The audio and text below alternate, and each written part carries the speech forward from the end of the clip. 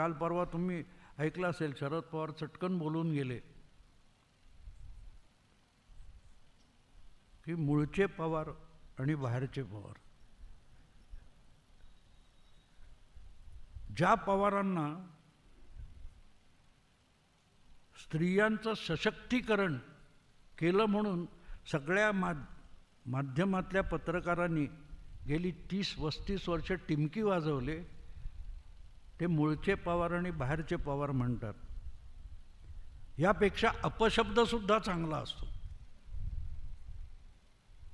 तुमच्या कुटुंबात 40 वर्ष घातवलेल्या महिलेला तुम्ही बाहेरची म्हणता, तेव्हा तुम्ही शरीयतवर बोलत असता. शरीयतमध्ये लग्न होऊन आलेल्या स्त्रीला नवऱ्याच्या घरी अधिकार नसतात.